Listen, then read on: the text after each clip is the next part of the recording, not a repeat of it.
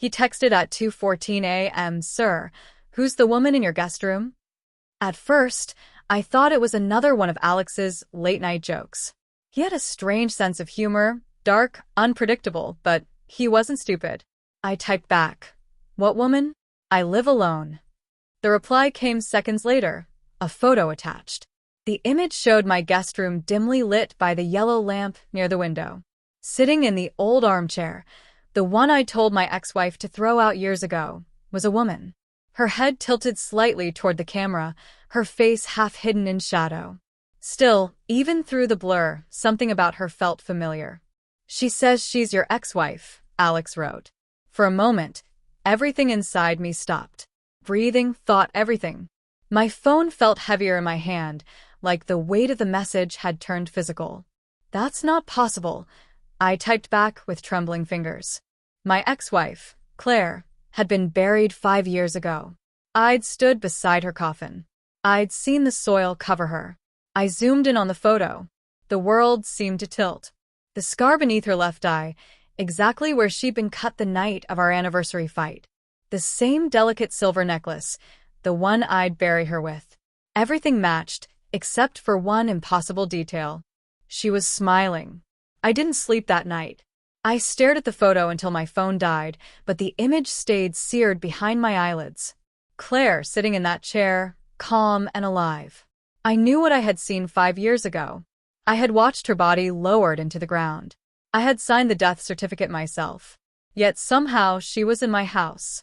I called Alex again and again, but it always went to voicemail. His voice sounded strange in the recording, soft, almost whispering, like he'd been afraid someone was listening. By morning, I couldn't take it anymore. I booked the first flight home. When I arrived, everything looked the same. Too clean. Too quiet. The front door was unlocked. Alex's car wasn't there, but his suitcase sat beside the couch, half open, clothes still folded inside. On the coffee table lay his phone, dark and cold. The last message he'd tried to send had never been delivered. In the hallway mirror, I caught a glimpse of myself, tired eyes, a man rehearsing disbelief. Upstairs, the guest room door stood half open. The chair was empty, but the faint scent of her perfume drifted in the air, the same one she'd worn the night she promised she'd never stop loving me. I didn't call the police. Not yet. Instead, I moved through the house slowly, checking every corner. Nothing was missing. No signs of forced entry, no broken locks or shattered glass. But something had changed. The photos on the mantel were shifted ever so slightly. A grocery list on the fridge had new handwriting scrawled along its edge. Hers. Small, haunting traces, as if she'd been there, quietly reclaiming pieces of her old life. I opened the security camera app Alex had installed. The footage stopped abruptly at 2:17 a.m., 3 minutes after his message. The final frame was corrupted, smeared with static. I enhanced it, adjusted the exposure. And then I saw her again, Claire, sitting perfectly still, staring straight into the camera. Not a ghost. Not a trick of light. Alive. Someone had gone to great lengths to make me believe she was dead.